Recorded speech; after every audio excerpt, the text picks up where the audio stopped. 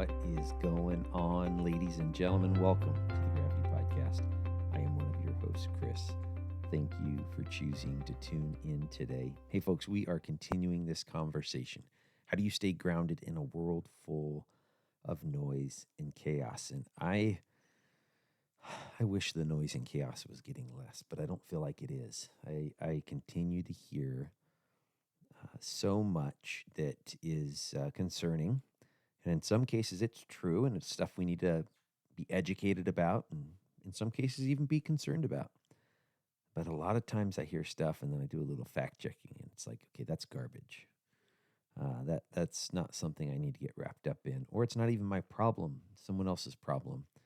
And I need to be aware of what my foundations are. What are the things that are truly important in my life? What are the things that I'm being called to do? And focus on those things first before I get wrapped up with a whole bunch of other noise and chaos. Today's guest is going to give us some perspective in that. Fran Graham was a police officer in England years ago. She left the job because of the trauma, just the compounding cumulative trauma that she had going on. Moved here to California with her husband, who was serving over in England and who is an American, and settled in California. And then as she worked for a police agency in California, she really saw an opportunity to help. She saw an opportunity to help first responders deal with, heal from the trauma that they're experiencing at volume, at aggregate. And so that's what Fran's been doing for the last couple decades, is she has been helping first responders, training first responders, not just in the United States. She's doing this around the world. She's training them up in peer support. She's training them up in resiliency. And some of these things are kind of buzzwords now, but Fran was doing it before they were buzzwords. Just she has some great perspectives. I'm excited for you to hear from her. But first, folks, I want to talk about the hat I'm wearing today, Deliver Fund. Deliver Fund is a nonprofit. It's not helping officers with mental health. It's not. I know that's what I talk about a lot of times.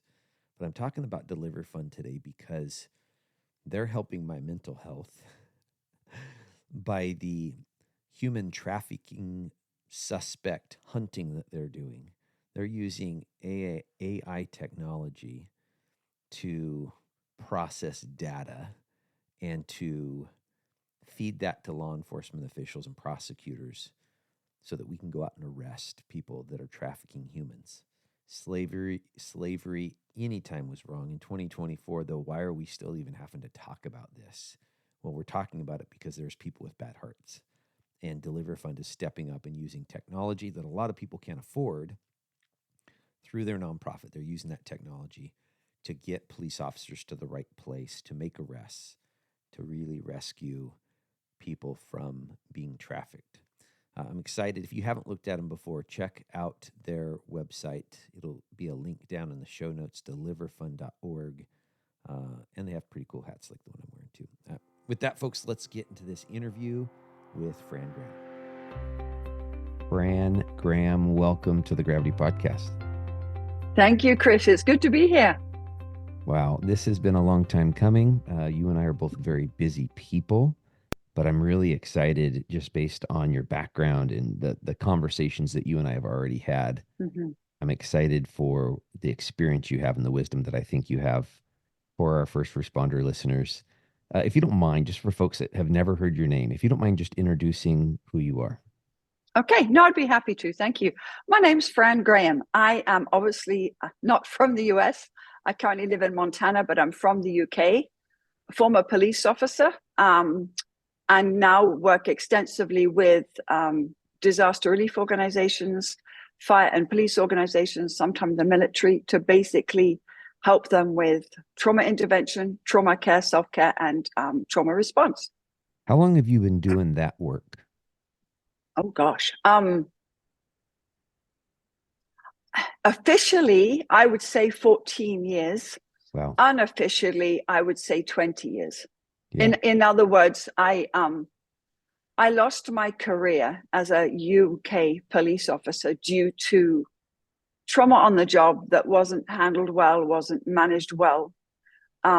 And as a result of that, chose to figure out a way to give back to first responders, primarily law enforcement, because that's my background, but any first responder in need of help. And so I just, life changed in such a way that I made a decision to do what I could to make sure that other first responders did not end up losing their careers prematurely due to unmanaged stress. Whether that's stress on the job, stress at home, it all combines together to create a massive mess, doesn't it? So yeah, I just started learning and getting educated. And I say 20 years ago, because actually what happened was this. When I lost my career in the UK, my husband, who is a US citizen, former US military, who was stationed in England, said, you know what, I think it's time we move back to the States. And so we did. We moved to California. And it was when we got to California that I ended up working for a local PD, police department, as a civilian. And that's when I really learned to see the difference between US policing and UK policing. Yeah. And I realized not only the style of policing was very different here, but the nature of the calls for service were very different compared to the rural farm town country community that I had been policing in. And so I thought, wow, the chances and the likelihood for US first responders in those days, and this is 24 years ago now, 20 years ago, was much more, US responders were much more likely to suffer the effects of critical incident stress on the job than some of our officers in the UK. So it really was important to me to get educated and to get through a lot of the trainings I ended up doing so that I could help. That's it in a nutshell. I just wanted to help to make sure they didn't end up the way I did. Yeah. I do have some UK and Canadian listeners, but the majority are here in the US. Could you paint that picture for us? Tell us the contrast, and maybe it's changed now, but definitely the contrast from when you were serving as a police officer in the UK and then coming to California and seeing the difference. Yeah, there is so much contrast. And as you said, and I'm glad you mentioned that, we're talking about 20 years ago. And a lot has changed since then. So in England, for most of your listeners probably don't know, because I get asked this all the time, the rural police departments in England, actually they're called constabularies. The rural constabularies in England are not armed. We don't carry guns. So that right there is an immediate change in conflict resolution, isn't it? Because totally. we in England, we have our ASPs, our extendable batons. We had our hands and we had our mouths. Now they use tasers, which I didn't have when I was an officer. So it's very much conflict resolution using communication skills.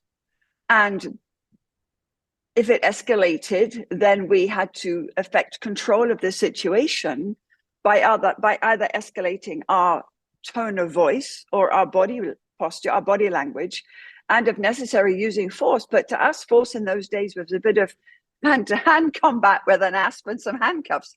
And so we never were in that position where we could, draw our weapon to effect control. So it lessened the stress around the whole situation. Whereas here, more people are armed here. There are more guns here, obviously. I mean, you imagine the country of England, you can fit into Washington State maybe 1.5 times. And so to police a country that small is quite easy to have gun control. And back in those days, most of the attacks of choice were knife attacks. So our life here, law enforcement here, is just so very different. People here are more likely to be armed. And so that immediately puts an officer more on the defensive, rightfully so. They have weapons to draw upon that we just didn't have in those days. What we did have was called an ARV. Our constabulary had an armed response vehicle. We actually had two. We had one in North County, one in South County, and that was the armed vehicle where you could say it was our SWAT team. But if they were on another call and you needed them, you had to wait for that call to wrap up before they even started heading your way, and they could be an hour away. And that actually did happen once. We were in a hostage situation and we were waiting for the ARV, and they were on another call an hour away. And so you have to have other resources in your pocket when you're dealing with that kind of stuff. But wow. But to get back to your question, what's the difference?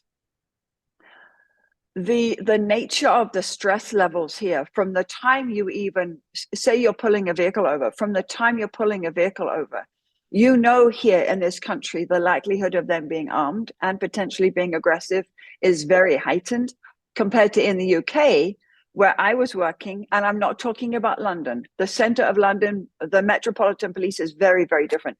I'm talking about rural England. Yeah. So it's much calmer.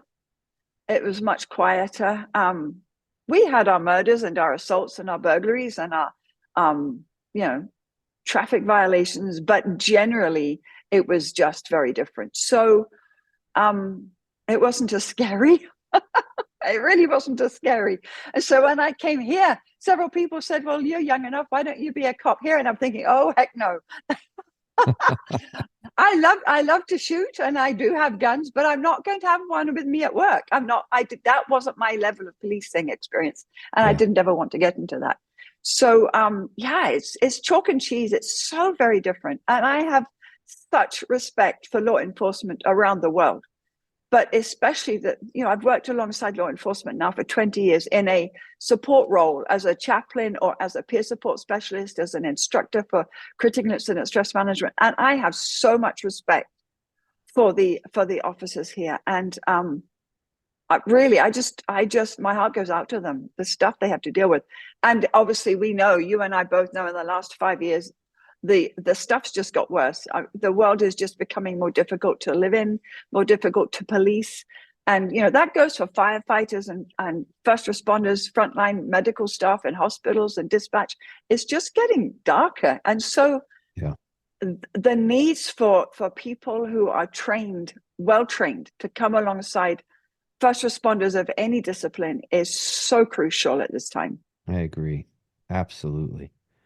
With those differences, what were and maybe you weren't aware of it at the time, but while you were serving in England, what were the calls that got under your skin, that negatively impacted you? I mean, there's so many different analogies we can use. Yeah. But what were some of those question? What were some of those ones that led to you leaving the job earlier than planned? That's a really good question. And I'm going to answer that in two ways, Chris. It wasn't just the job. As I mentioned earlier, if we don't understand the impact that our personal lives have on us, yes, first and foremost, right? Our home life, our family life, our personal ability to manage our personal stress well is crucial. The job just adds on top of that. Mm-hmm. And so within my work within first responders, generally, when I work with them as a sort of a mental health, I'm not a therapist, I need to clarify that, but I do work within mental and emotional health fields. And so I find a lot of people mismanage their personal stress. And so a lot of times in first responder world, we focus so much on the stress on the job, and absolutely it is so heavy. Yeah. But it's never just about the job, or it's rarely just about the job. So for me, what was happening in my personal life was that in the UK, in the constabulary that I was working for at the time, we had a 5-week rotating shift pattern. And that 5-week rotating shift pattern repeated every 6 weeks. So within that 6 weeks, my body clock had to go from earlies to days to lates to swings to night shift. Oh, and then we have a week off, and then you start again, earlies to days to lates to swings. So from 6 a.m. through till midnight, you're starting at different staggered shifts, and you repeat that every 6 weeks. So you can imagine what that does to any first responder. I mean, sleep deprivation for us as first responders is probably one of the number one problems. So that was happening anyway. So I was fatigued all the time. Now, on top of that, at home, we had 4 boys under the age of, I think at that point, 10. Wow. And Rob, my husband, Rob, was working out of town. So I was juggling Oh my the gosh. kids at home on my various sleeping patterns. We couldn't afford childcare. And that, on top of the nature of the job and the things we were dealing with at work, Yeah. was really hard. Added to that in those days, and I don't know what it's like here because I've never served as a female officer here, but I have lots of female officer friends and we've had these conversations. Yeah. In those days, it still very much was a man's world. Yeah. So here I am, a young mum joining at the age of 35 with 4 small boys at home. And my husband, who was a manager in a different company and was just gone a lot, I had to be pretty tough to try and keep up with the boys, not the boys at home, but also the boys at work, right? Yeah, totally. But I had to be really tough to keep up with them. And it was hard, and honestly, on top of all of that, I am a woman of faith. I follow the Christian faith, and I really struggled, honestly. I was just chatting to a friend about this yesterday, another police chaplain. I really struggled as a cop in England to be true to who I was. And what I mean by that is this. I believed that anybody I came into contact with, no matter their background, no matter the color of their skin, no matter their gender, what it was, I believed that everybody has a second chance. Yeah. And so I would always approach them with that mentality, with respect, with kindness, with gentleness. Unless they, kicked off or escalated, then of course I would change my approach. But I would always try and approach everybody with that love and that compassion, because they're a human being. Yeah. And I would be so ridiculed by my colleagues, and I get it.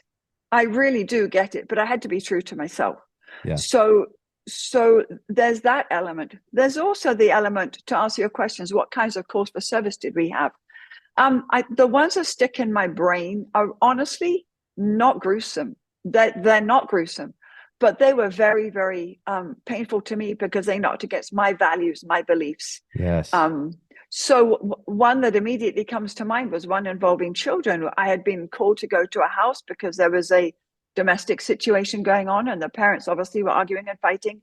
And as any police officer knows, when you get to a domestic situation, we have the problem with triangulation, don't we? So the partners end up pitting together against us. So I got there and I was trying to be very careful to assess the situation and figure out, who was going with me, if anyone was. And what ended up happening was we ended up having to call in child protection services, and we actually had to remove the children from the home that evening.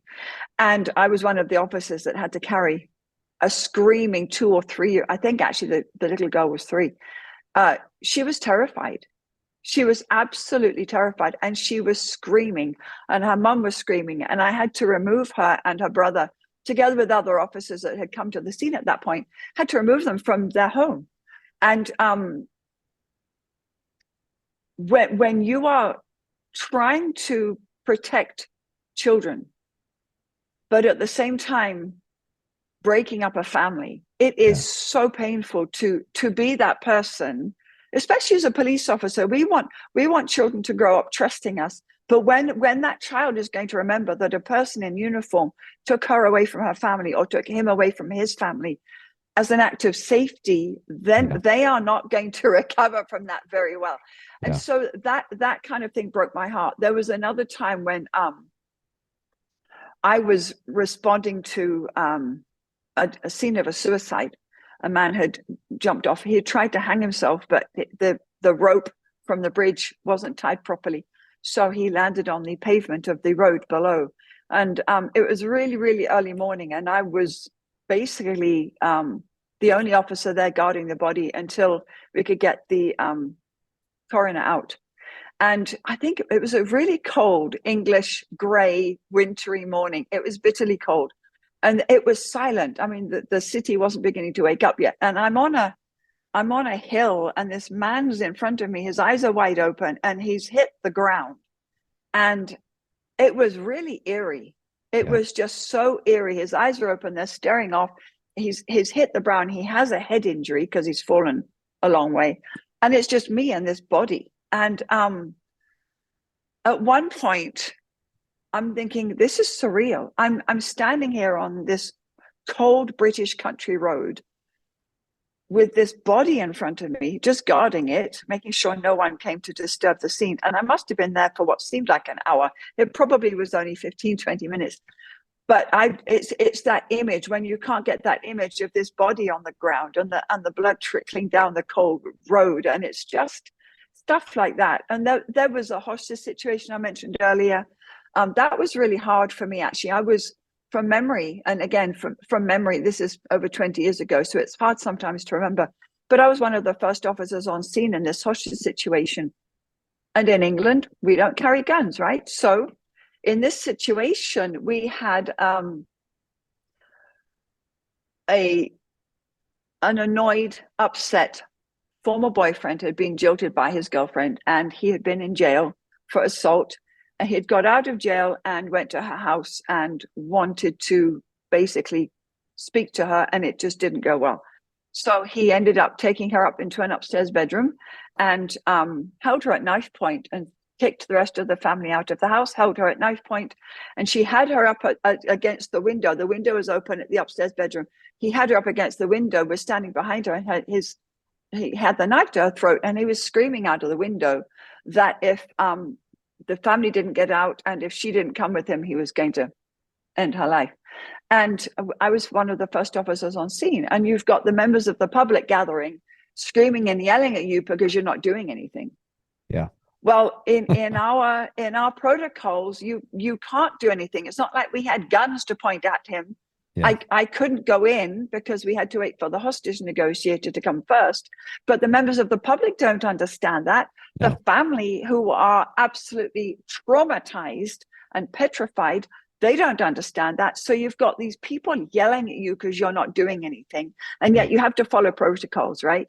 You have to follow procedures because you're thinking of your own safety, you're thinking of their safety, you're thinking of the safety of the man and the woman in the bedroom, and you've got to assess all of this, and yet you've got this angry mob getting really, really elevated and escalated, and that went on for such a long time. And it's just those things where you have no control. It's that sense of loss of control. It's that feeling of helplessness and hopelessness that we all talk about that are precursors to PTSD. And so it was lots of things like that, together with my fatigue, together with the fact that I just wasn't sleeping. And after weeks and weeks of no sleep, we all know what that feels like. It depletes our capacity to even function at work. So it was a combination of all kinds of things.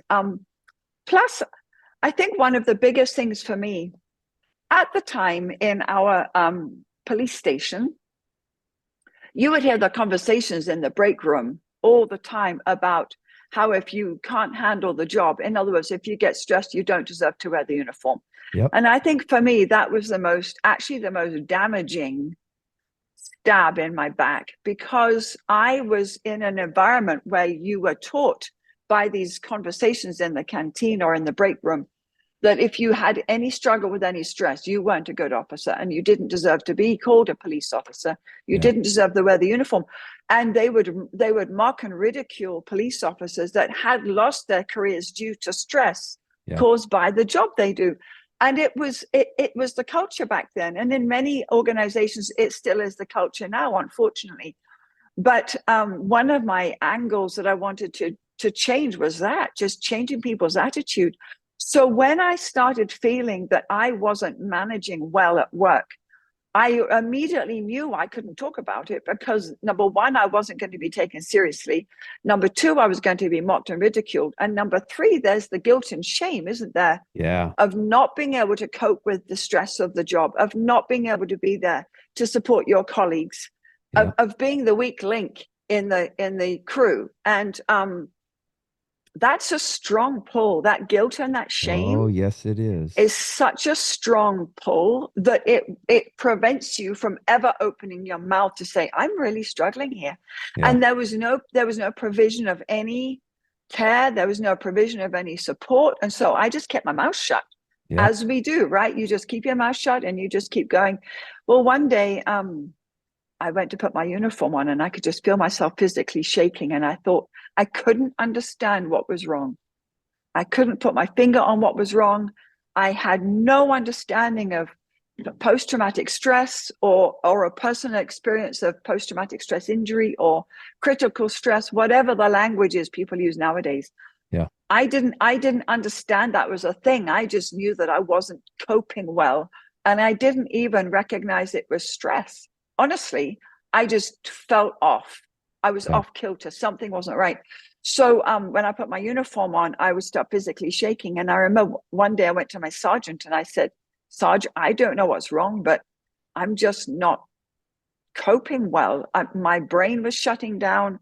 I noticed that when in those days when we were called by dispatch to respond to something, dispatch would look at where the cars were and they would call your specific call sign and assign you to that, rather than here they often say, this is what's happening, who's available, sort of thing. You were called and told to go, and I started to notice I was ignoring the calls, which no good officer would ever do. You don't ignore a call when dispatch is calling you to respond to something. And when I say ignore, I wasn't not answering, I was just not quick to reply. So it was like, oh my gosh, they're calling me, can I handle this? And I had to talk myself up to replying, whereas before it was, yep, I'm on it. So It was those subtle changes I noticed, and I'm thinking, what the heck is going on? So I'd spoken to my sergeant and I said, I don't know what's going on, but I'm struggling with these things. And not because he was unkind, not because he wasn't a good sergeant. He just, as most of us didn't in those days, he didn't know any better. And his reply was, Fran, we all struggle with the same things. Get back on duty. And that was his reply. So what did I do? I trusted him. I didn't know any difference. So I went back on duty. And this continued on for several more months, to where eventually my brain was so fried, I couldn't even think straight. I would go to the police station, I would put on my uniform, I would sit at the computer, and my brain would just go numb. I mean, there was just nothing left inside. And so I went to my chief inspector, because the sergeant wasn't necessarily going to want to hear from me again. So I went to my chief inspector, and he had one look at me when I walked in. And thank goodness for him. He was such an understanding man. He knew exactly what was going on. He told me to go and see the doctor, and just actually the first thing he said was, which spoke volumes to me, was he said, go and take your uniform off right now. Just go take your uniform off. Then I want you to take some time off, go and see the doctor. And so I did. But what the doctor did was put me on Prozac. Okay, nothing wrong with that. But I was put on Prozac and told to rest. I definitely needed the rest because I'd had no good sleep for months. The Prozac certainly helped in that season, but I was never given any official counseling. I was never given any intervention services. I was never given any resources. I just had to go and rest and take the Prozac. And that helped to a certain extent, but it didn't deal with all of the issues that caused the problem in the first place. It took away the intensity of it did. Right then. But again, you still have the injury, right? Just because it stops hurting, just because my knee stops hurting, doesn't actually mean that I've healed it. Right. And I think what was more damaging in those days, though, Chris, was that no one from the police department called me to follow up on me. And yet you think they're your friends, and they are if you turn up to work. But as soon as you're that police officer that's gone off with stress, and I'm not saying this is how they felt towards me, this is how I perceived their opinion of me. As soon as I stop hearing from them, I then think, okay, well, I'm now in the doghouse with all of the other officers who went off with stress. They were right. I don't deserve to wear the uniform. I've let them down. Somebody now has got to cover my shift. They're all extra stressed and extra worked because I'm not there. And so you then go down this spiral of guilt and shame. Yep.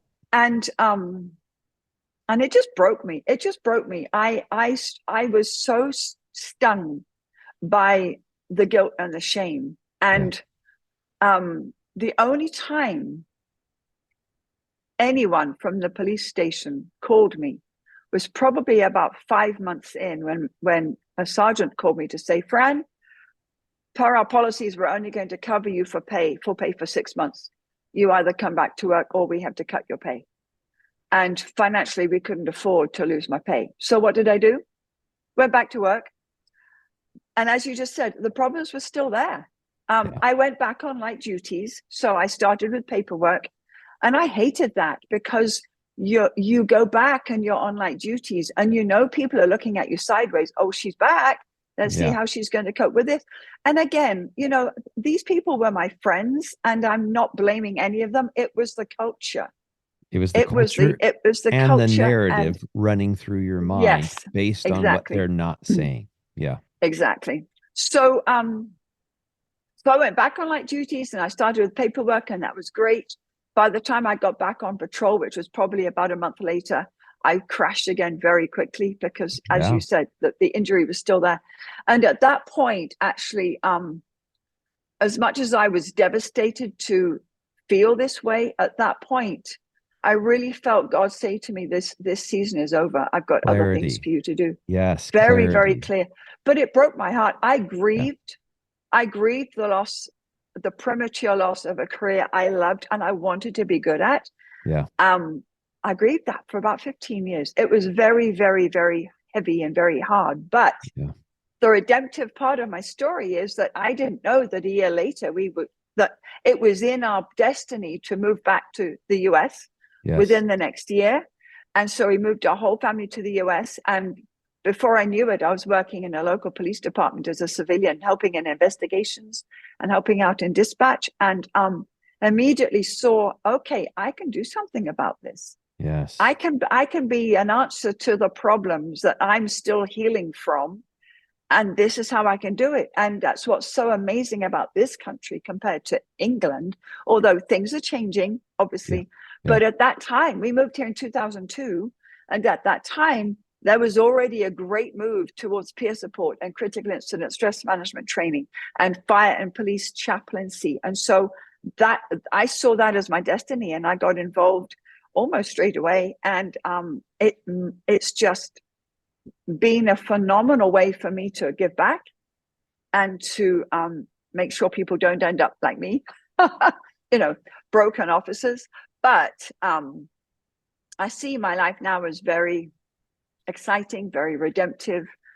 And there's nothing we go through in life that can't be used for good, right? Oh, amen. And so, if the word even says what the enemy plans for our destruction, the Lord turns around for the good, for those who love him and trust him and serve him. So it is very redemptive. I'm so humbled, honestly, Chris, I'm so humbled and privileged and excited and blessed to do what I do now. I mean, I travel around the world now teaching peer support and trauma intervention classes to audiences that I would never have dreamed of. Honestly, I'm blown away by the invitations I get.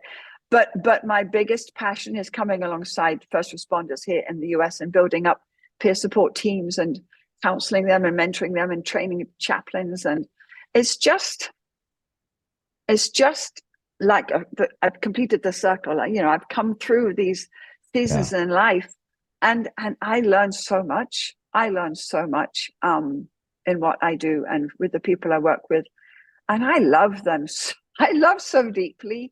And I just love the first responders I get to come alongside, and I'm so proud of them. They are fighting on the front lines in a world that is so different to mine 20 years ago. Yes. And I'm thankful I'm not a police officer now. I really am thankful I'm not a police officer now, because that's not the kind of police career I wanted. And the things have changed in the world. And so policing now is very different. Chaplaincy now is very different. The calls we get now as chaplains for first responders is very different to 5-10 years ago. So even the training I provide for chaplains is having to be updated to be more relevant with the stuff that's happening in the world today. Yeah. Yeah. Preparing them for that. There's so many. Wow, your story, I'm glad you answered it the way you did. You could have just answered a very simple question, but you really painted a true picture. And when I say true, your story and my story have so many correlations. They do. And so you really said it well. One of the things that popped out, one thing I kept coming back to, or I felt like your story kept coming back to, is part of why you were looked negatively upon for the way you engaged the public. Part of why people weren't Hmm. talking to you when you were gone or when you were on light duty. And I can tell you, even from my perspective, I want to move people into them. I want to move society. I remember a call I went out on, a domestic. I don't think we arrested anyone. I don't think a crime had taken place, but there were, an argument. And we get out there and it's like 2 a.m. And I got a Hmm. 6-year old sitting on the couch with his sippy cup Yeah. watching MTV, right? Like watching something Wow. that I feel embarrassed that's on the TV screen right now. And, Yes. and due to just how provocative it is. And I'm sitting there thinking, this young person doesn't know any different. And- Right. but here's the beauty of that. I mean, yes, we put people into others because it makes us feel safer. Yeah. If the fentanyl epidemic is something that happens to them, it can't Yes. touch me or my family. I feel safer. If all of a sudden one of my daughters starts using fentanyl, man, my life is oh my gosh, crisis, right? I'm afraid that she'll Yeah. die with Yeah. the next hit. And the Yeah. same thing goes with this wellness conversation. If officers that can't Yes. come back to the job are just weak and they can't cut it, it Yeah. it makes me feel a little bit less vulnerable that I'm not going to catch this disease. Right. Yeah. So I see why they do it. But here's what I love though, Fran, and I hope the listeners heard this. That same love that you had for the community, that you had Mm. for seeing people where they were, Hmm.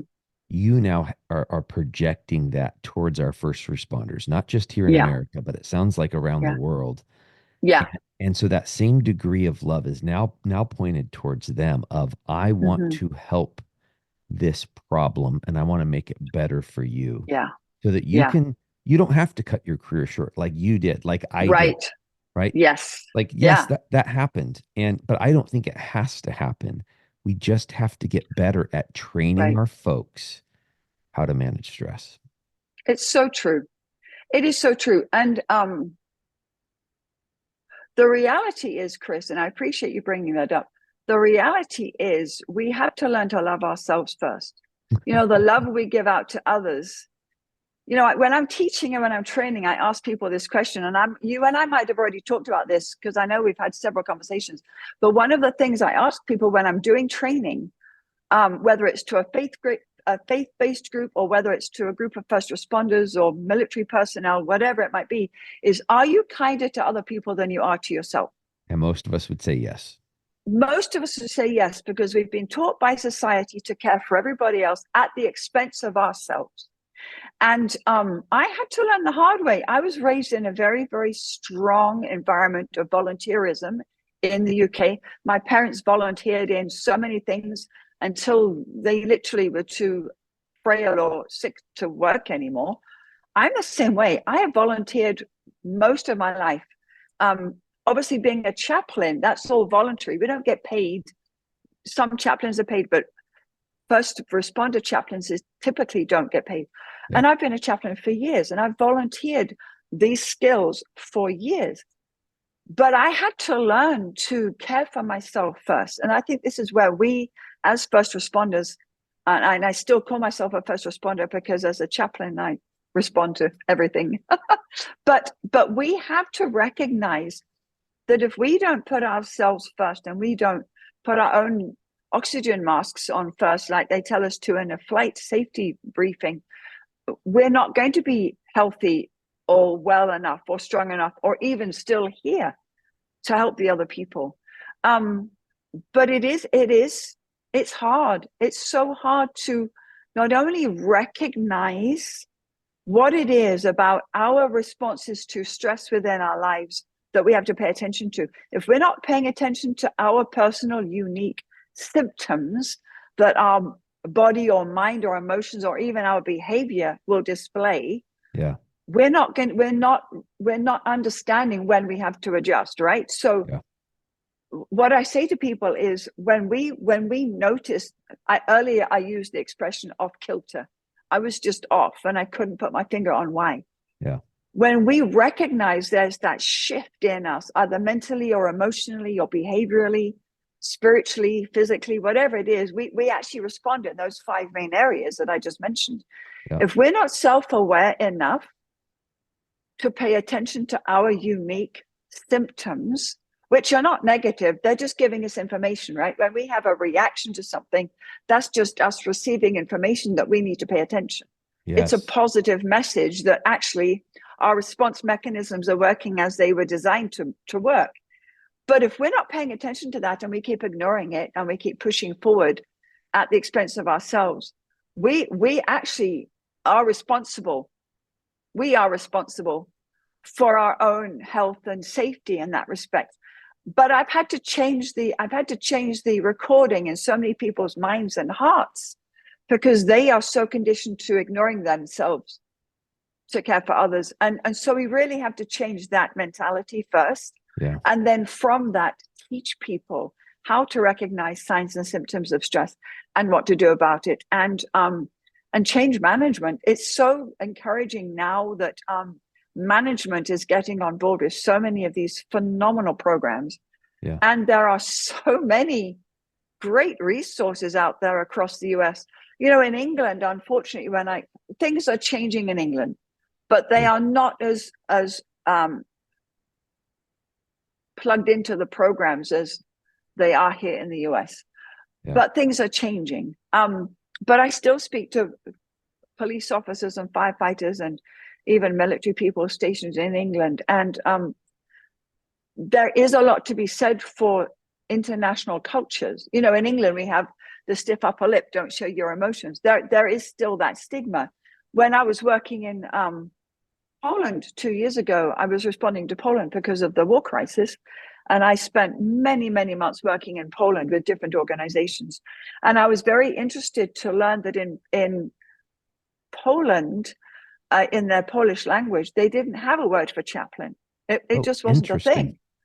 And now that's changing because so many wonderful organizations have been over to Poland and Ukraine and Romania and even, you know, other surrounding nations to bring in this self-care message and this crisis response message.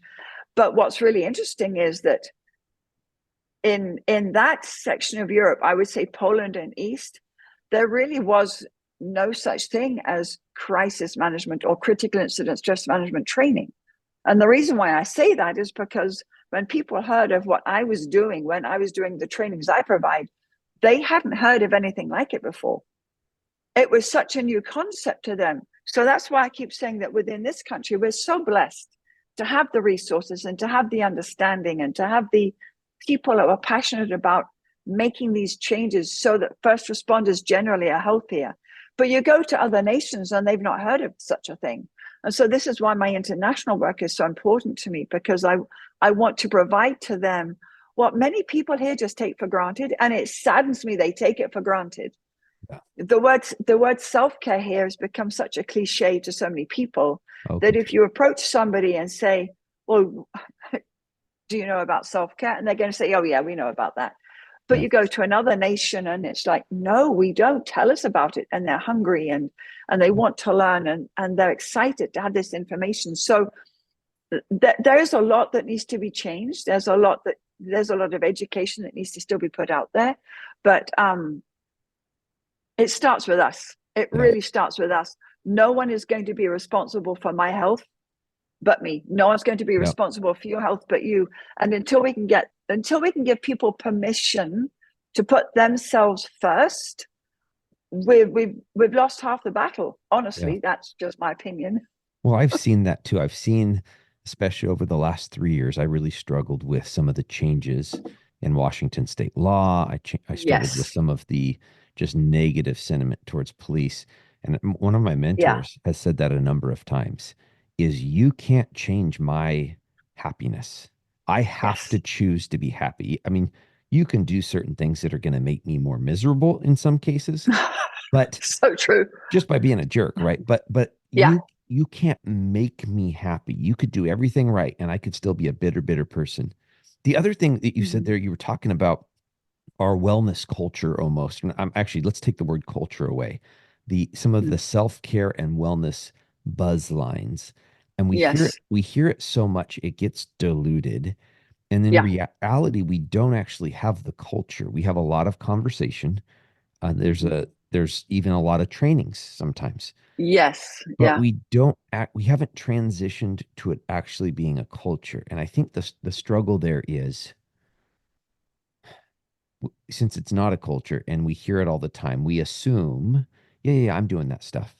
Okay, well, how are you doing it? Well, I went for a walk, 3 weeks ago, or I like to go golfing. That's my hobby. Okay, when was the last time you went golfing? About 2 months ago. Yeah. Okay, so we're Yeah. not actually doing these things. And what I saw in my career, and I heard you kind of alluding to this, is that change. So I remember the first breathing stoppage I went on when I was a police officer at Linwood over in Hmm. Seattle, and Yeah. I was racing to get there. I wanted to save a life. The paramedics pulled in before me, and I jumped Hmm. out of my car and ran into the house so that I could start CPR before them. That was, Hmm. I'm going to save a life. Yeah. Fast forward to May of 2023, a breathing stoppage kicks out, and I almost didn't go to it. Now, because of my role at the time, they weren't going to dispatch me to it, and I could have Right. not gone, and no one would have even asked any questions because that was not the role I was filling at the time. I was supervising our school police officers. But Okay. I knew in my heart Yeah. that I had a marked car, I was in full uniform, I had an automated external defibrillator in my car, and I had the training, and I was Yeah. going to beat everyone there by at least 60 seconds. Hmm. And I almost didn't go. I had to do the same thing that you were talking about. I had to talk myself into it. Yeah.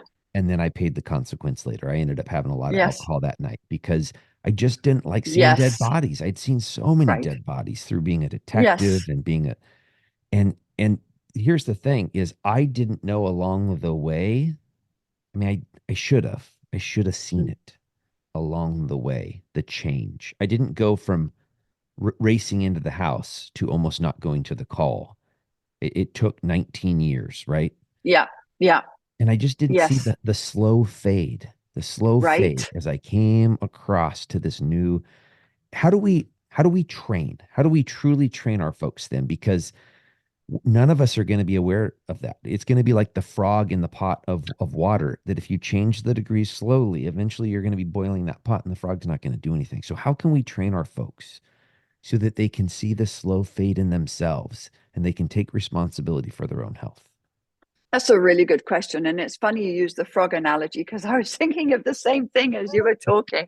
Um, so one of the things that, and this is just my perspective, okay, everyone Yeah. out there has got different perspectives, and there's so many brilliant programs out there. But for me, one of the things that I think is really, really important is giving people permission and encouraging them to slow down enough to really do some self-assessments. Yeah. We're not good at being introspective.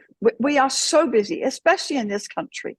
We are so busy that we literally are running from A to B, from dawn to sunset, right? And then we're on these things when we aren't running from And A to B. we are on our phones and on our devices when we're not running. And for people like me, though, honestly, for people like me, I'm on call 24/7 for probably two or three different organizations. I am never without my phone, and Yeah. it is exhausting. I mean, mentally, you know the difference when we switch our phones off and put them down and we go out for a walk without our phones. Yeah. Mentally, just that sense of relief and that cleansing breath of de-stressing and unplugging, it makes such a difference. And that's part of what I'm talking about when I say to people, number one, I want you to give yourselves permission to slow down enough for you to be able to start being self-aware. If we are not self-aware, we're ignoring all of those warning signs, those symptoms that I mentioned earlier. Yeah. Symptoms are our body, or our mind or our emotions ways of alerting us that something is out of homeostasis, right? Now, we're Yes. supposed to be in homeostasis. Those symptoms are positive messages. Not that something positive is going on, but they are positive messages that we need to pay attention to. We shouldn't be afraid of them because actually, why do we have these messages, Chris? It's because we are wired for survival, Yes. right? at all costs, we are wired for survival. So our brain is working overtime 24/7, assessing for threats. That's how we're designed. We are designed to be healthy and to thrive. So when our brain is assessing for threats, mentally and emotionally and physiologically and even spiritually and behaviorally, when we see these warning signs coming up, that's because our brain is saying, hello, something's off balance, something's off kilter here. Yeah. And we're heading too far in one direction. So it's slowing down enough to have that introspection, that time of paying attention to what's going on. The other thing is, you mentioned golf. The biggest battle I have when I'm working with clients here is to give them this concept of it is okay for you to have time for yourself every single day. It actually is not okay. It's imperative that you have time for yourself every single day, because we were not designed at any time through history. Man was not designed to run at the pace we run today. And when you have this constant bombardment with instant information thrown at us through the internet, through television, and through Facebook, I mean, it's just, we weren't designed to live in that kind of environment all the time. It's so toxic. But unless people recognize the fact that they need to put barriers up, unless they have really good boundaries, and people hate that word unless they're really good at boundaries, but unless we have really good boundaries up around our time management and our permission to be self-reflective, we're never going to learn how to care for ourselves. Yeah. And so it really starts there. And a lot of people say to me, well, what can I do about this? And what can I do about that? And I have to, they're wanting to fix the problem before they've even recognized what the symptoms are and what the root cause of the problem is. Yeah. So I have to bring people way back to, well, hold on a minute. What are your warning signs telling you? First and foremost, how are your warning signs communicating to you? What are they telling you? Let's identify what's causing them. And we need to get way back to that to then start addressing the problem. And the other problem is, because we live in such an instant society, people think they can fix it in a week. No. If you are going off with post-traumatic stress, or if you are diagnosed with post-traumatic stress injury, that's not a 1 week fix. It's taken you years, if not months, to get there. It's going to take you as long to get better. So I want to get people before they crash and burn by educating them and encouraging them to slow down and just be more introspective and self-aware. But it does mean we have to change the mentality and the language of doing for others all the time. It really does. Yeah. And see, I think that's the difference between a program and a culture. So we have good programs that can contribute to a good culture. But this is where I see one of the things I would like to see our first responder organizations doing, and they have to buy into it. This is not, it can't just be the chiefs. It has to be line level officers that are buying into this as well. Yes, absolutely. Is how can we practice, how can we train turning inward? And I think whether we do it in roll call, at my last agency just before I retired, at the end of shift, typically the squad will wait for each other to come in. And, if someone's a few minutes late, they all wait for each other. Hey, let's just stop. Yeah, so important. Can we spend 5 minutes? Can we spend 2 minutes and do some breath work? Let's spend 2 minutes and once people get comfortable with the breath work, we spend maybe 3 minutes doing breath work and meditating. And people, oh, I don't want to meditate. Right. I'm a Christian and Fran's a Christian. And I'm just telling you, throughout scripture, there's a whole lot of examples of meditating on God's word. And so I can meditate and get curious about what's going on within me. Man, why are my shoulders so tight right now? What has happened over the last 24 hours, over the last 24 minutes? I don't know. Yeah. Has my body sending out these warning signs to me and saying, hey, right now we're not doing well. Right now we're really tense. And getting to the root, like you just said, of the symptom. It's not about the tight shoulders. It may not even be about the person that was I felt like was a jerk to me and I'm upset about. That may have just been the tipping point. And I don't know. like at my last agency, I felt like if I would have tried launching something like this, I would have had a whole bunch of people kind of giving me the look with arms crossed. And I get it Yeah. because it's Yeah. not part of our culture. But if we could make it part of our culture, I think we could help officers, help these brand new, bright-eyed, super excited, Yes. motivated, Yeah. hardworking men and women that want to serve our community. Let's help them do it better than you did it, Fran, and that I did it, right? I mean, Yes. that's Yeah. what I want. Yeah, I hear you, and I love to hear what you're saying, Chris, because that is so important.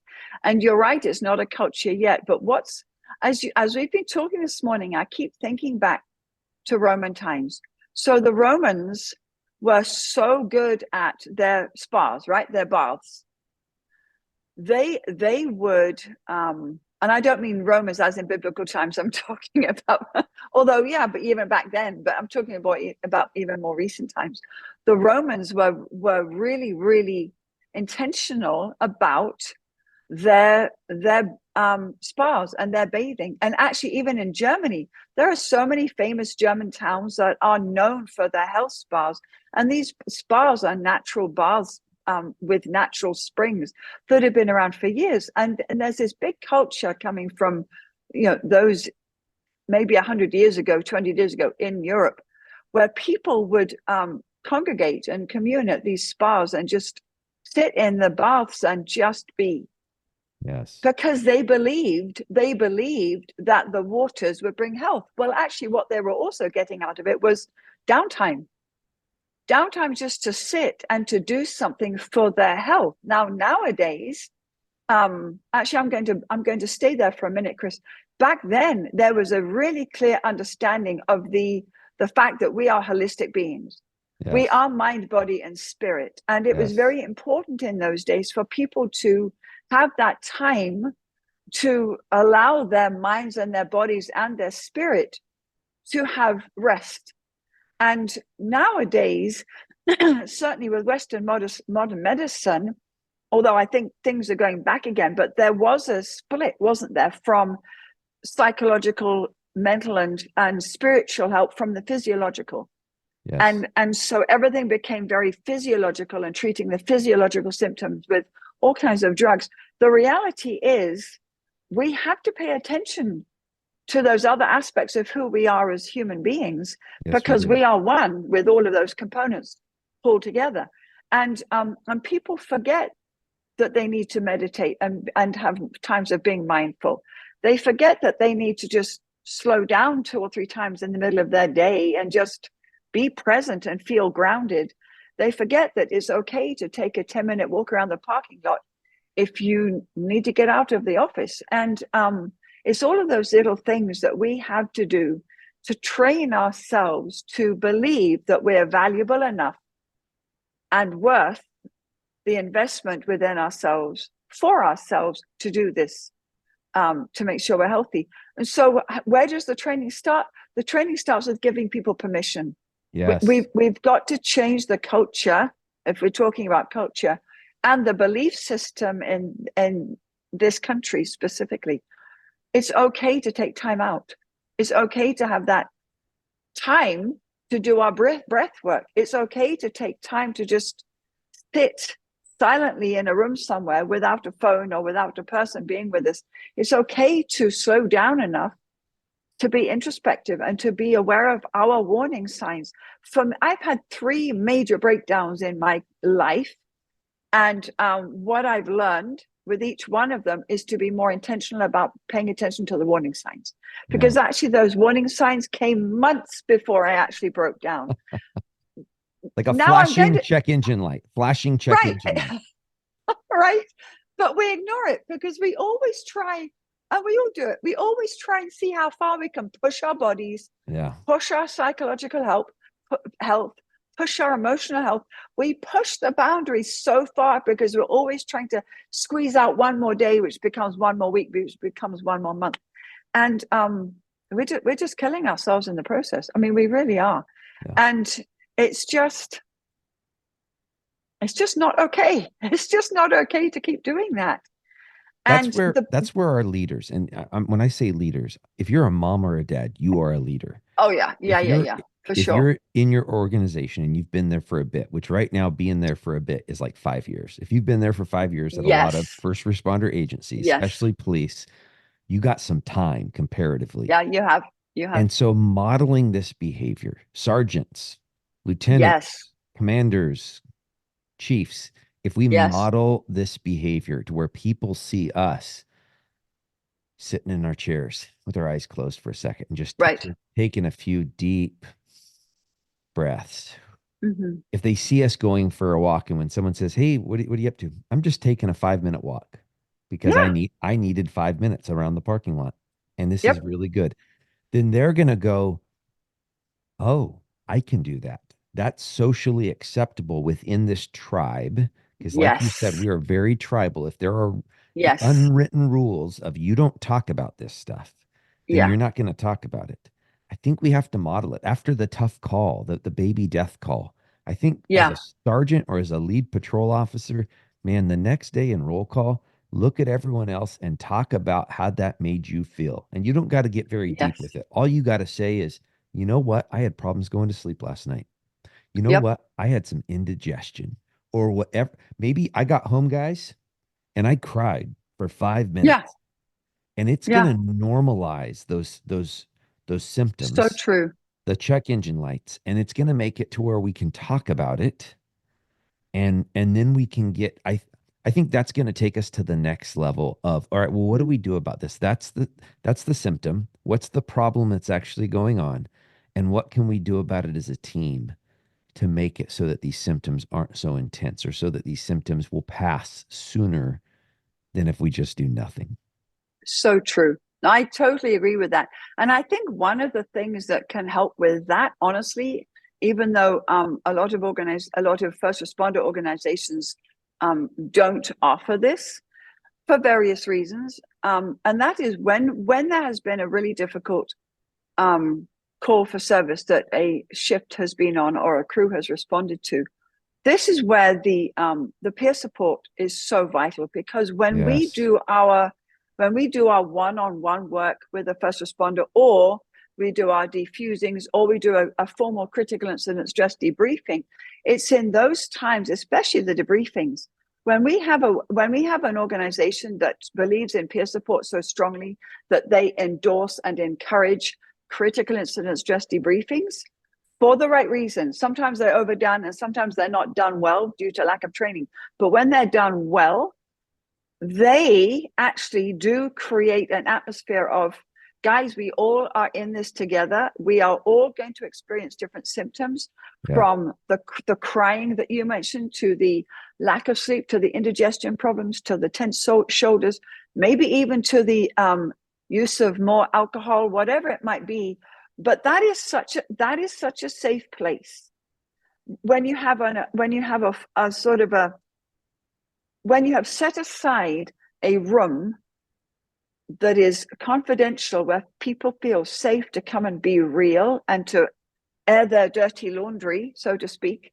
Yeah. That does begin to build a sense of safety. It begins to build a sense of, actually, I have permission to share what I'm going through, because my neighbor Jack just shared that he was crying like a baby last night, and Sally across the room was throwing up, and Mark across the circle has been relying a bit more on the wine or the beer or the whiskey at nighttime. Those are Yeah. safe places to have those conversations, because otherwise we're in our stupid silos, aren't we? Yes. Not being honest. It has to come down to honesty. And I think what worries me a bit is the fact that people are afraid to be honest. Well, there, Because again, there's a yes. stigma, isn't there? Oh, I was told I needed to stop telling my story. This was 2000 and Mhm. 15 or 16, and I was on the sergeant's list, and I was straight up told by a boss, you need to stop talking about your 2010 story with anxiety and depression. It, Wow. it makes you look weak, and you can't be weak as a leader. Oh my gosh. Now, again, keep in mind, even then, we weren't there. We weren't where we are now. And that same leader later made some Yep. really good decisions for himself as well. And so Yeah. I don't think he would make that same comment here in 2024. Um, but I mean, that wasn't that long ago. And I'm Yeah. being told as I have these podcast interviews by folks from around the country that there's a lot of agencies where we're still there. Don't talk about it. Yeah. Rub dirt on Absolutely. it, drink some whiskey, be a tough Yeah. man. Even you Yeah. women, you better act like a tough man. Exactly. And Yeah. and so it's more of these conversations. I think the more we talk about it, the Hmm. more, especially with this younger generation, we're Yes. going to hopefully change their minds and their attitudes towards taking care of themselves and then taking care Yes. of the group and then taking care of just continuing to expand out with the rings of care. Hmm. And we're gonna do it better. I really think we are. It's just gonna take time. Yeah. It is going to take time. I think I love what you're sharing. And yes, obviously you and I are on the same page with all of this. The only thing that I am beginning to, and this is going to completely change the direction of this conversation momentarily, but it's what it needs to be said. The only thing I'm beginning to see, and this is potentially a symptom of the pendulum swinging too far the other way, Yeah. but it needs to be discussed. The only thing I'm beginning to see is that there within society over the years, the pendulum has swung to the extreme one way or to the extreme the other way. And Yeah. then after a while, it comes in the middle. What I'm concerned about is that we are having potentially running the risk of having a lot of very young first responders coming into this type of work, being so encouraged to talk about their stuff that they end up not learning how to suck it up when they need to. That's a good point. Is in the So moment we have to suck it up. In the we have moment we absolutely, have to focus on the job, flip we that do. mental switch, Yes, we save do. lives, make it safe. Yes. And then after we do that, now we can sit Yeah. there and debrief it, whether it And be a debrief. operational debriefing or a critical incident stress management debrief Exactly. with trained Yeah. personnel. Yeah. And that's what worries me. And I'm beginning to see it. I was just chatting to a friend recently, and um he was talking he trains at a police academy in a different state.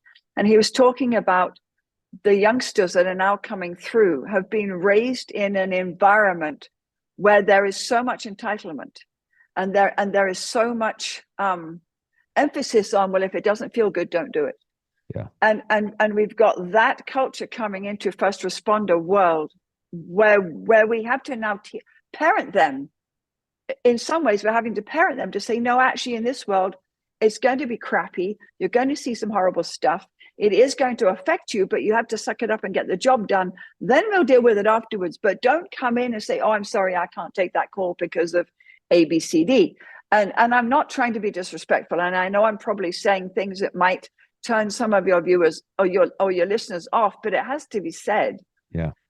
With this push to help people discover their feelings, talk about their feelings, there has to be a clear understanding that because the nature of the world is changing, because there is becoming a lot of darkness is the only word I can really use, certainly in the last few years, and the stress levels are going up Yeah. across the whole world for different reasons. We have to be able to withstand what we're going to be going into over the next few decades. So there has to be that inner core of strength. There has to be that inner core of resolve of, we can handle this head on. But again, that has to start with an understanding of how, this is where resilience and resistancy training comes in, which are the new buzzwords, right? We Yeah. have to build up that resistance and we have to build up that resilience. But to do it, you have to go through hard stuff. Yeah. You never learn to toughen up your muscles if you're not straining them and stressing them and tearing them down and building them up again. It's the same with our resistance and our resiliency to hard stuff we deal with in life. Life sucks sometimes. In fact, I wrote a book on it, what to do when life sucks, because sometimes life is really, really hard. But we can't be wimps. We have to be tough enough to recognize the hard times head on, stick in our lane, pull our bootstraps off, push through, but then have the discipline and the permission to take time out to address it afterwards. And that's really where we can begin to be more healthy, I think. I don't know. What do you think? Oh, I totally agree. The image that was coming to my mind was the process of creating a sword. And there's the Bible verse says, "Iron sharpens iron, so does one man Yes. sharpen another." But Mhm. but you also have to sit there and you have to beat that sword into its form. Yes. You actually Yes. have to scrape it up against something to give it a sharp edge, and it tears Yes. away. And when we take that analogy into us as humans, like when I pray for my daughters in the morning, sorry girls if you're listening to this, I don't pray that it's an easy day for you. I pray that God Right. protects. I pray that God Yes. protects you in the day, and I pray that Yes. whatever hardships you might face, that the sharpening is only going to take one time, because Yeah. that's what I would prefer for you, is to have less, and that you Yeah. get the learning points and you mature as a person through the first go around of a struggle. But I know in Hmm. my life that isn't always the case, that sometimes Right. it's going to take me a dozen or maybe even 100 times of Yes. this hardship before I finally understand. I was abusing alcohol. I was binge drinking on the weekends, Friday, Saturday, and Yeah. Sunday. I'm like, Yeah. I'm like trying to set records with tequila here. And, Right. and I honestly didn't think I would stop. I Hmm. remember I listened to another podcast, and I'll mention it because I think he's doing great work. Consequence of Habit, JT Frank. And I was listening to his podcast, and he talks a lot about sobriety. A lot of the guests he has on talk Hmm. talk about their road that got there. And I knew in my mind, Hmm. Chris, you can't stop. Right. You Right. can't stop because every Monday morning you think to yourself, that was a lot this weekend. Hmm. This next weekend, I need to take a break. But by Friday afternoon, I was starting again because, I Hmm. haven't done it for 4 days. I really don't have a problem. And Right. and so I think I've gone down a rabbit trail with this, but that's the way my brain works sometimes. Uh, There's it's nothing wrong with rabbit trails. Yeah, it's but it all comes together with all this stuff that we're talking about. Fran, if you don't mind Yeah. talking about what are some of the things then that you're doing through your organization? Because I know that you're training both CISM, critical incident stress management, but what are Mm. some of these solutions that you're offering outside of your volunteer work, outside of the chaplaincy stuff that you're doing? What are some of the trainings that you're doing to try to help us do better at this? I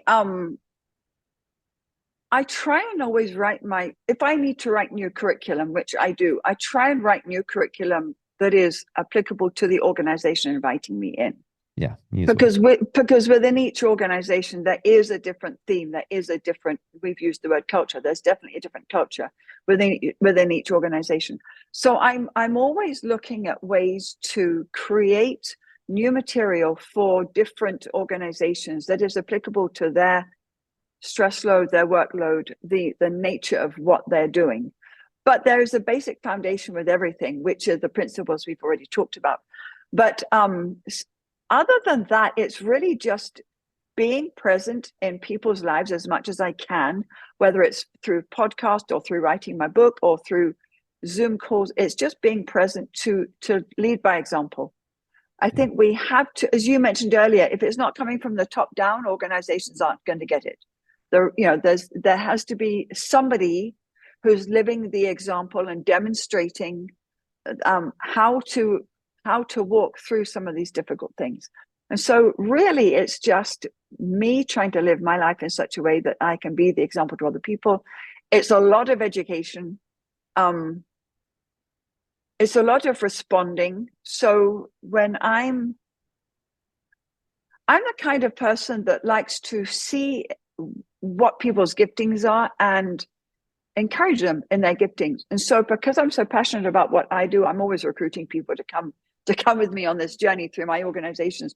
So I train people up and I utilize them and I will help deploy other people. But it's just a sense of encouraging people and teaching people how to be present in one another's lives. It's Yes. about being present.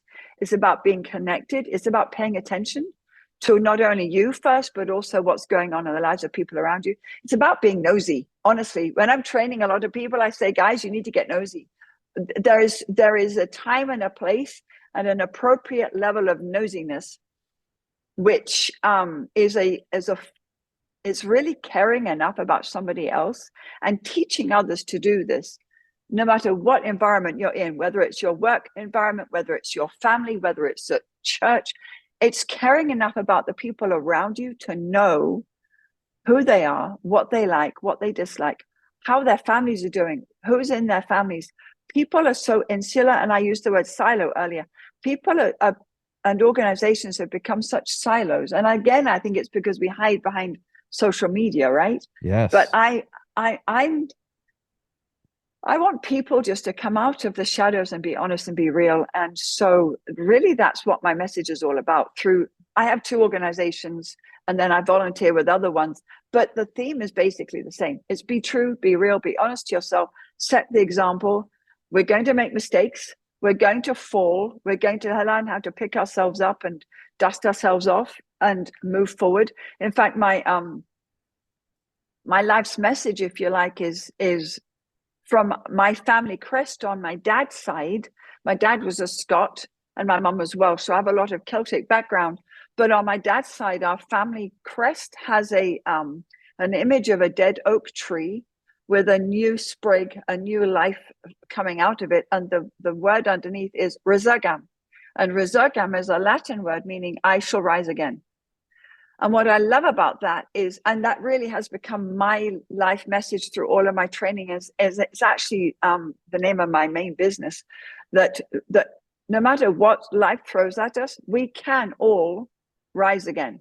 Now, it might take some people longer than others, but if we have the right type of support around us, whether it's from people or from resources, whether we have the right social support in our lives, whether we have the right belief within ourselves that we actually do have internal power, which is God-given, an internal Yes. ability to pick ourselves up.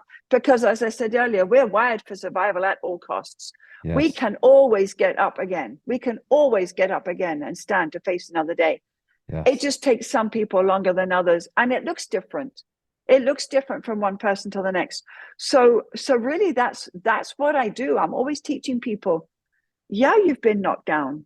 Yeah, it sucks. It's crappy. You could be having the darkest, most traumatic, worst season of your life, but you're still alive. Until you are 6 foot under, you will rise up again. It might Yes. take you longer than it did last time, and you might need different types of people surrounding you. You might need different resources. You might need different medications. You might need a different therapist, whatever it takes. But you can and you will rise up again. Certainly on my watch, you will. I love your um, holistic approach to this, though, Fran, because sometimes I'll hear yeah, people that really just focus on one area, and everything you've right, just said right. is my story. I allowed doctors to put me on medication. I found trusted therapists that could train and coach me to do stress management healing work. I Yes, had yes, have a wife who I trust that I can tell yes. everything to. I had so many friends, like when I checked myself into a PTSD recovery center, so many friends mow my lawn and pick up trash from my house and Mm-hmm. just step up and write me cards of Yes. encouragement while I was there. I mean, I think the reason why I'm sitting here right now and while I still have more work to do, like you said, Mm, it took me mm. 25 years to get here. I'm not going to get better Yes. in Right. 35 days of therapy, right? Like it's Right. I'm going to be Right. at this for another 24 and a half years, right? But Yes. it's all of that support that has helped allowed me to get to where I'm at now. And I'm Yeah. really Yeah. functional right now. I'm doing really good. I still have work to do, Yeah. but We all do. it's because of God. Oh my gosh, Yes. this go around in 2023 compared to 2010. The Holy Spirit has been a center point of my Mm-hmm. healing. And if you're not a Christ follower, if you don't call yourself a Christian, that doesn't make a lot of sense. But if you get curious with it, man, I'd love to discuss that because the Holy Mm. Spirit has just showed up and helped me heal. Uh, but So true. yeah, we could talk forever, Fran. And part of me I know. wants to. Part of me wants to do I it in know. person because of the beautiful background that you have there in Montana. However, Well, I you're do have. welcome anytime. You know that. You know Oh, that. I love it. I may take you up on that sooner than later. Hey, for folks that hadn't heard of you before, Fran, what's the best Yeah. ways for them to connect with you? Thank you for asking. So yeah, I have they can follow me on Instagram. My Instagram name is Fran H. Graham, Graham. I'm on Facebook. I do have a website, franhgraham.com, and they can contact me any of those ways. If they want to get the book, What to Do When Life Sucks, that is available on Amazon. It's actually available in 14 different countries. So if they have other people in other nations that need that book, they can order that on Amazon. And I would love to hear from anybody. I'd love to hear from anybody that has any questions or needs help with training or just needs some what to do next, how to pick yourself up again, how to have your own resurgam moment of I can rise again. I would love to speak to them and hear from them. I love it. Well, thank you so much, Fran. I appreciate you. For the listeners, look down in the show notes. There'll be links for all of the things that Fran just mentioned. Fran, time is my greatest commodity. I can't make more of this stuff. And you've given me so much of yours, not just today, but in our other conversations, breaking bread together. Thank you so much. Thank you, Chris. Have a great day. Wow, folks, what did you think about my interview with Fran? I'm just constantly amazed. I usually have an idea of who I'm speaking with. And Fran and I had shared a breakfast together. Actually, it was her, Jaimie, and I, and a group of other people. So I already knew that she was going to have some great perspectives.